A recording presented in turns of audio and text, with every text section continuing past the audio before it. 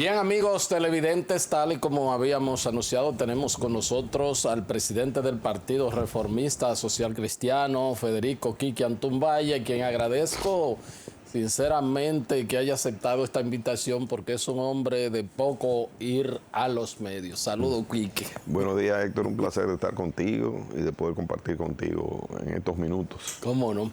Bueno, Quique, uno diría que viendo los resultados municipales del domingo 18 del mes que recién concluido y viendo inclusive la presentación del presidente Luis Abinader en las memorias del pasado año, como que el país marcha bastante bien. ¿Cuál es tu enfoque en los resultados y cómo pues valora la pieza pronunciada por el presidente de la República?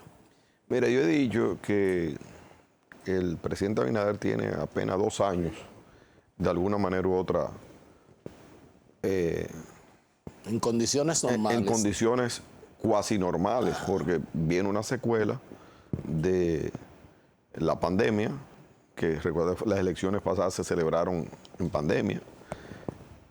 Todo lo que vino después de la pandemia, post-pandemia, y todo lo que vino en el mundo con los conflictos internacionales que se dieron, que han afectado al mundo entero. O sea, la inflación es mundial, no es una inflación, pero la gente no lo entiende. Sin embargo, la gente valora el esfuerzo que hace el presidente Abinader, y creo que eso le crea las condiciones para él transitar hacia un nuevo periodo.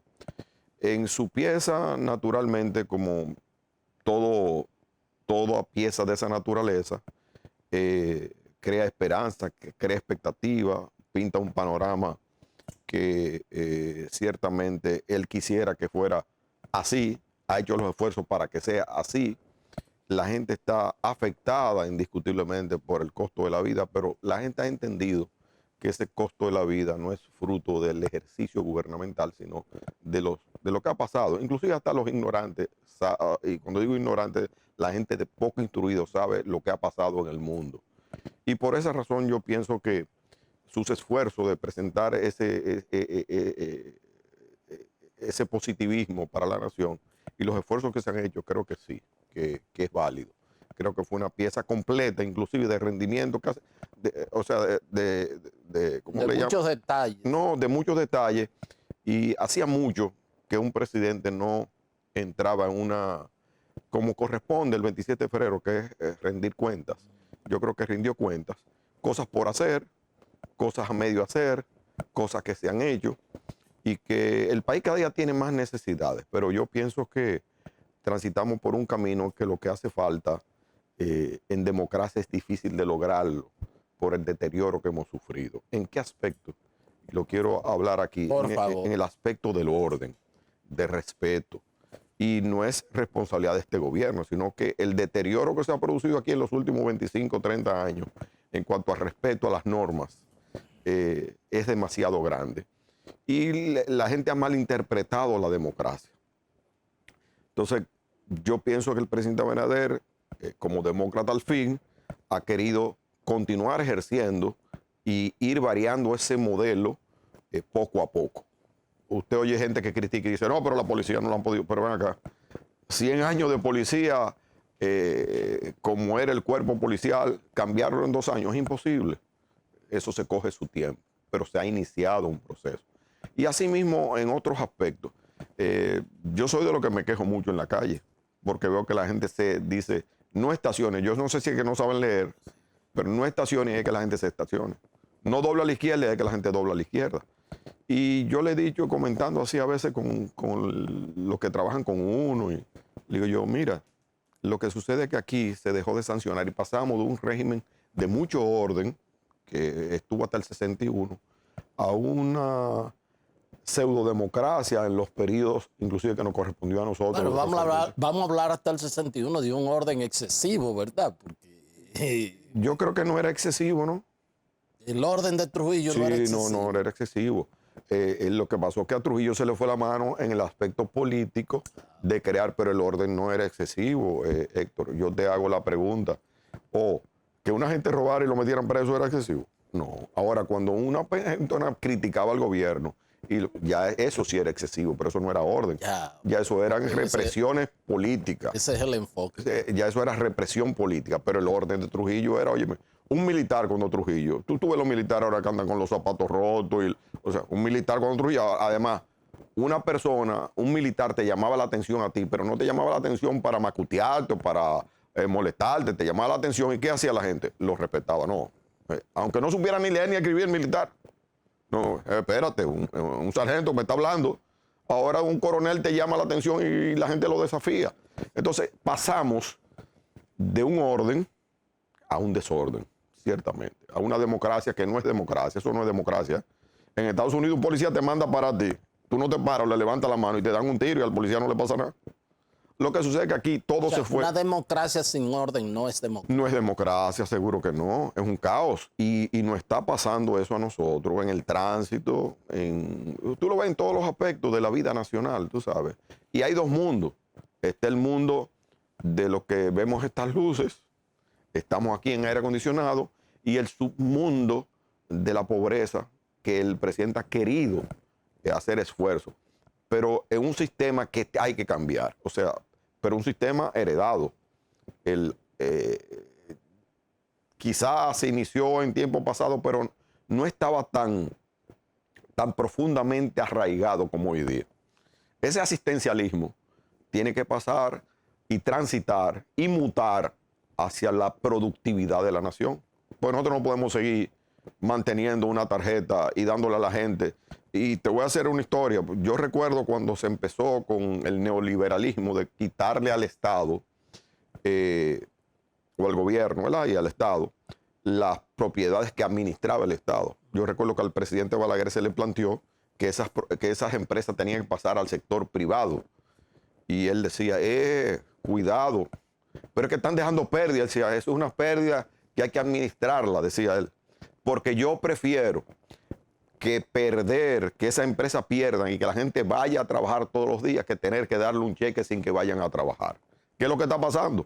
Han pasado todas las empresas del Estado, los ingenios, todas las empresas, usted lo sabe, han pasado al sector privado, hasta las empresas energéticas, son grandes negocios, pero lo que hemos hecho es un grupo de gente que se le pasa un sueldo sin hacer nada.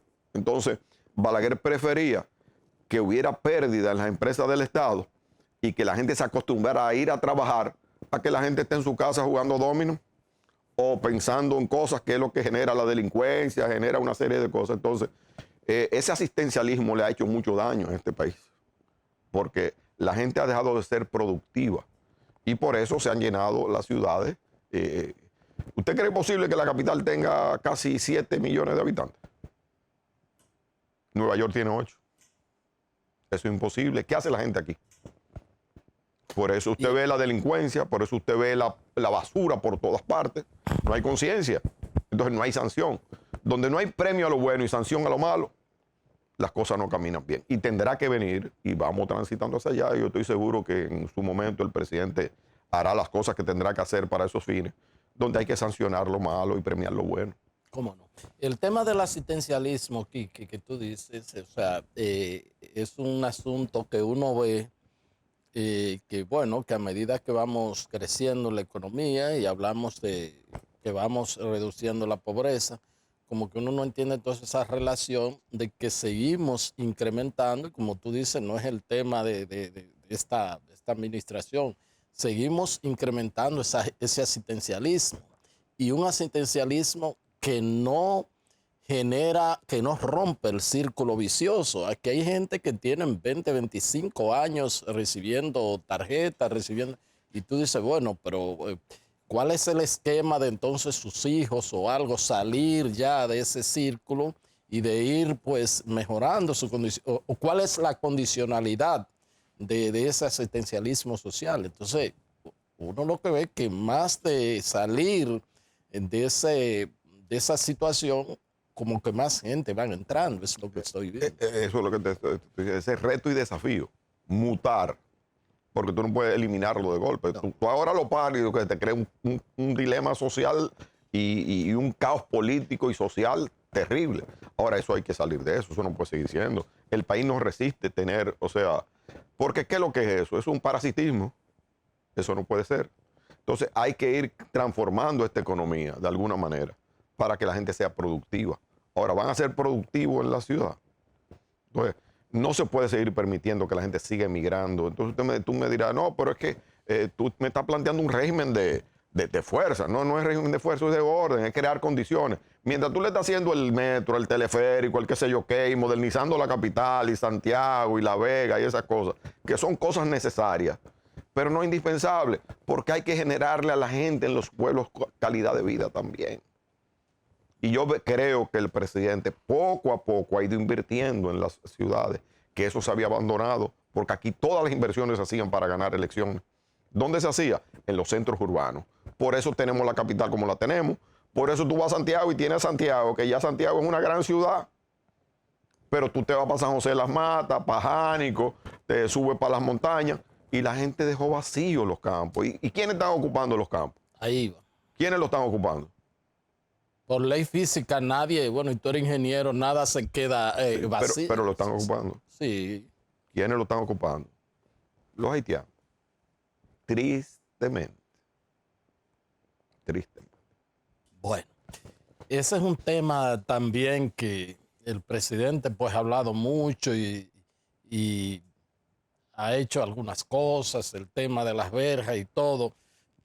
Pero ese deterioro constante y progresivo, el presidente Balaguer pues ya había un poco pues hablado mucho tiempo o sea, con mucho tiempo de anticipación de lo que significa esto para el país. En algún momento fue objeto de cuestionamiento, de si era un tema racial, de si era un tema... Pero en la medida en que estamos viendo también que es un conglomerado humano, porque ni siquiera país que se va deteriorando, un asunto que uno no alcanza a ver cuál es el fin cuando a un presidente lo mata en la alcoba de su casa y se involucra hasta a su esposa.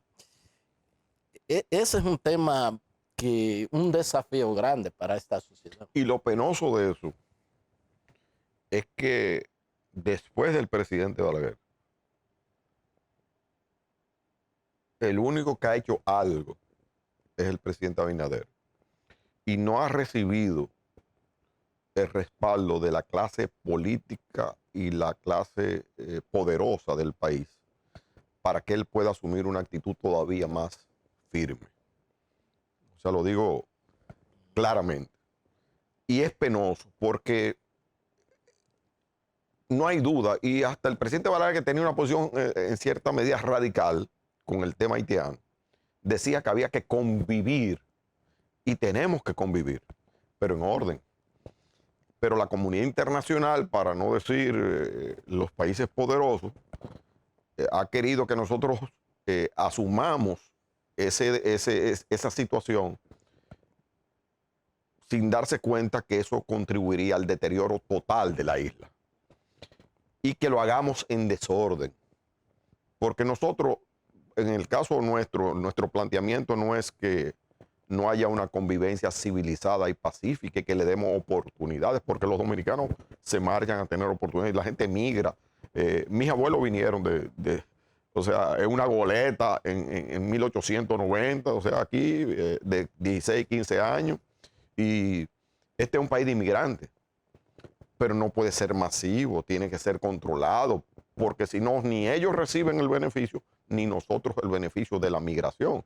O sea, y uno tiene que verlo desde el punto de vista humano. Entonces, usted lo que está trayendo es gente para vivir igual o peor que como ellos viven en su país. Entonces, yo creo que el primero que hace algo después del presidente Balaguer, porque Balaguer por lo menos asumió la postura viril, decirle, no, eso no se puede. Y lo han hecho suavemente. O sea, lo han hecho suavemente, porque cuando usted le cierra a Haití las posibilidades de que tengan educación, de que tengan salud, de que tengan, y le genera caos, ¿qué van a hacer ellos? Y usted le cierra por el lado del mar, que cuando un bote coge por ahí se hunde, o lo hunden o se hunde. ¿Qué pueden hacer los infelices seres humanos que viven en esas condiciones de vida? Coger por donde hay un poquito de oxígeno y cogen para acá, pero están deteriorando el oxígeno de este lado. Entonces, el único que ha hecho algo en los últimos 25 años, 30 años, es el presidente Abinader. Sin embargo,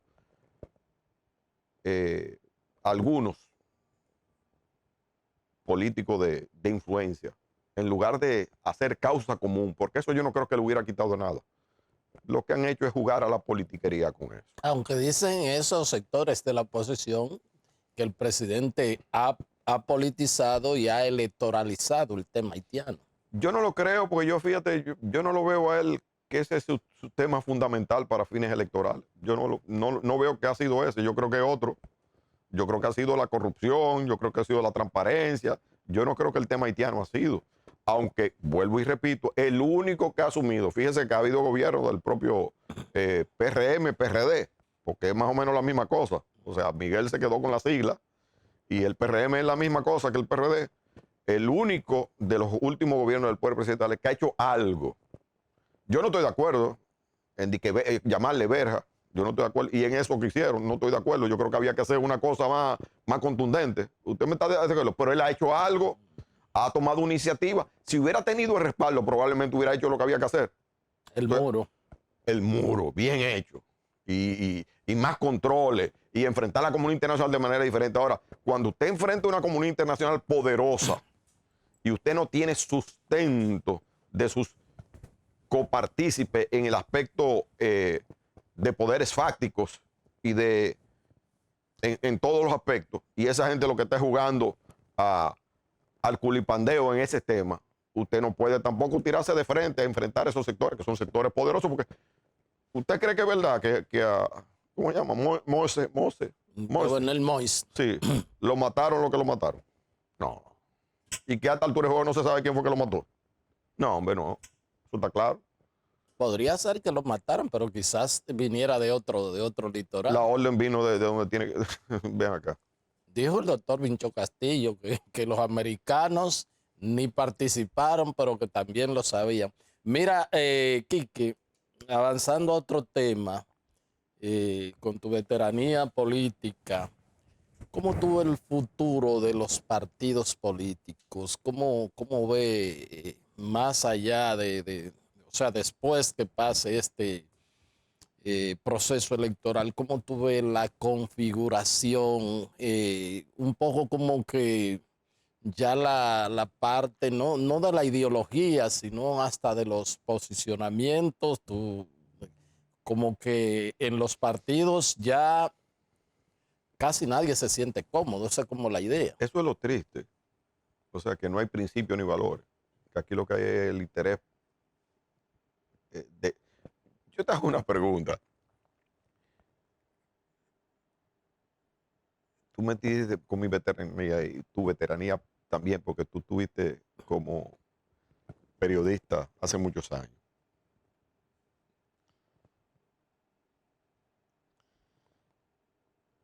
Cuando tú ingresaste en el periodismo, quizá buscando un modo de vida, pero no de hacerte rico, ¿verdad? Claro. Y además, y además por una pasión. Ahí es que te voy. O sea, tenía la pasión y dentro de esa pasión dijiste, voy a que este sea mi modo, o sea, medio de subsistencia. Con cierta dignidad. Pero con pasión, con tu pasión. Cuando yo ingresé a la actividad política, yo creo que todos los que ingresábamos en esa época, me recuerdo, de jóvenes, Tony Raful, otros, ¿verdad? Yo creo que ninguno pensábamos en hacernos ricos de la política. Yo ejercí la ingeniería concomitantemente con la política y me costó muy caro porque aquí la gente empezó todo un esquema de deterioro, de que el que iba a la política lo que iba era a buscar dinero. Y el que no fue a buscar dinero, le deterioraron su imagen. Y lo que se hicieron ricos de la política y mucho dinero, entonces podían pagar para tener imagen, porque el país cambió. El deterioro de los partidos políticos va concomitantemente con el deterioro de la sociedad. Y algo va a pasar. Algo va a pasar. En una ocasión yo me reuní con un grupo de obispos preocupados, y eso hace como 8 años, preocupados por el camino que llevaba el país. Y me dijeron, mira, aquí que hay que seguir luchando porque el mundo gira de esa misma manera y llega un momento en que todo se deteriora y se resetea y volvemos a los principios y los valores. Yo creo que estamos en el ocaso del sistema de partidos políticos, donde muchos de los políticos hemos contribuido a ese ocaso, y sobre todo las marcas de partidos. Quizá un partido que tiene principios y valores lo sigue enarbolando, y sin embargo, fíjate que no sacamos casi votación, es el Partido Reformista. Seguimos defendiendo los principios y valores que le dieron sustento al origen de esta nación. Defendemos la soberanía, defendemos los principios y valores diría de la doctrina social de la iglesia, o sea, de lo que era esta sociedad y de lo que la gente quizá de nuestra generación todavía dice, oye, hay que vivir sustentando principios y valores. Pero ya eso no, fíjate que nosotros no sacamos casi votos, Sí, lo estoy hablando. Pero también en el caso de ustedes y tú, que se podría decir que es el último mohicano, como se decía Así es. Sí, pero también dentro de tu partido hay gente que migran, entran, llegan. Porque se convirtió en un mercado la política aquí. Entonces aquí ya tú no eres del Licey y el Escogido. Ya son piratas. Ya la gente, quien me da a mí, quien me consigue un cargo, quien me da un beneficio, no están defendiendo. O sea, y pasa en la generalidad. Hay buenos muchachos, están surgiendo. Pero no creo que se puedan, y lo digo en detrimento de mi propia organización, no creo que se puedan subir en las marcas tradicionales, que algo va a ocurrir. Mire, aquí los que predicaban las cosas correctas hicieron lo malo, y lo hicieron muy mal, porque fue en exceso. Yo no digo que usted no viva de la política. Escúchame bien. O sea, como el sacerdote vive de su sacerdocio. Si usted es político, tiene derecho a vivir de la política. Pero usted no tiene derecho a vivir de la política deteriorando la vida de los demás. O sea, eso no. Usted tiene derecho a ser periodista y vivir del periodismo. Pero usted no tiene derecho a ser periodista faltando a la verdad y sirviendo a intereses espurios. O sea, no sé si me estoy explicando. Yo sé que don Rafael Herrera vivió muy bien. Y no me voy al periodismo, me voy a los políticos también. O sea, yo sé que don Juan comía, tenía salud, Peña Gómez, pero no andaban detrás o sea, defendían sus principios y sus valores. No negociaban riquezas. Hoy día todo es en búsqueda de riquezas. Tristemente, tristemente. Y la gente de pueblo ve eso.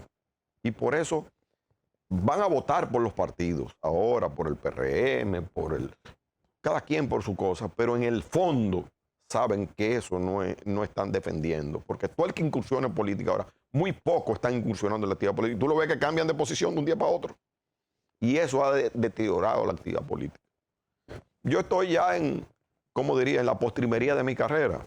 Probablemente en un par de años me retire o participe haciendo lo que estoy haciendo aquí en este momento, no con el entusiasmo que lo hacía en otra época, y lo digo de verdad, de corazón, Héctor.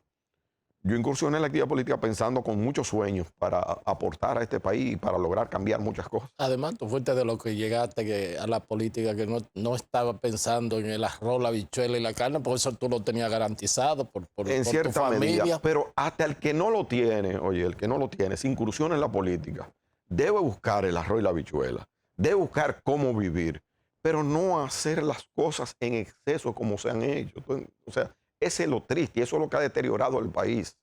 Eso es lo triste. Y lamentablemente el mundo transita por esos caminos y tendrá que ocurrir algo. O sea, yo tengo la esperanza de que antes de que me vaya de este mundo, ver que se produzca un reseteo. No podemos seguir promoviendo. Mira, te voy a entrar en un tema. Yo respeto, yo tengo amigos que son homosexuales y los respeto, siempre y cuando él se respete, pero que no agarre y quiera promover y que agarre un niño y empezar a decirle al niño que tiene que ser homosexual. No, espérate ahí, no, usted tiene derecho. Yo le respeto su inclinación porque son cosas que pasan, pero usted no tiene derecho a estarle. Yo veo con tristeza lo que pasa en los medios de comunicación. Usted no puede estar promoviendo permanentemente. O sea, porque respetar es una cosa. Y lo estoy hablando en esa área. Pero usted no puede estar promoviendo que el que roba y el que tiene mucho dinero aquí es el que vale. No. Entonces ya no vale un profesor, ya no vale un intelectual, ya no vale un buen pintor, ya no valen los principios y valores que en esencia son los que engrandecen el espíritu del ser humano. ¿Me entiendes? Porque al total, mira, como lo hablo yo con mi esposa, tú acumulas, busca y nada más dinero, y al final te lleva algo. Tú has visto a alguien que le han echado una maleta de cuarto. Ahora, viva, pero deje que el otro viva también y ayude al otro a vivir. Mira, a mí me da una pena terrible. Cuando venía para acá ahora mismo, yo venía con el chofer mío, que es una persona muy consciente, pobre, pero consciente. Y veía la basura en la calle. Dios mío, ¿qué es lo que está pasando? ¿Qué es lo que está pasando? Y veo el ayuntamiento haciendo esfuerzos, los diferentes ayuntamientos, por recoger la basura, pero al otro día te la tiran ahí. Me dice una persona, mire, en la zona mía, los lunes y los viernes pasa el camión de la basura. Y le dicen a la gente que lo saquen los domingos y que lo saquen los jueves. No, el camión acaba de pasar el lunes y el martes la gente está poniendo la basura afuera y tirándola así.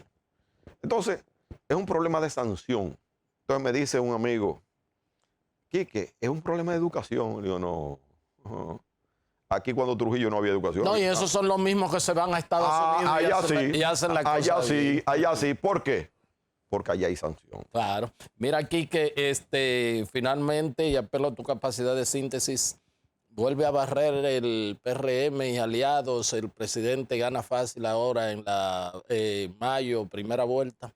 Yo creo que sí. Yo creo que, mira, hay una alta valoración de Luis Abinader. O sea, y el problema está en que de los otros está muy reciente su historial y la percepción que tiene la gente. Además, que no han sido capaces de ¿cómo diría yo? De cohesionarse. Y ahora mismo, inclusive a nivel senatorial, Luis, que hicieron en lugares que pudieron haber ganado si iban unidos, van divididos.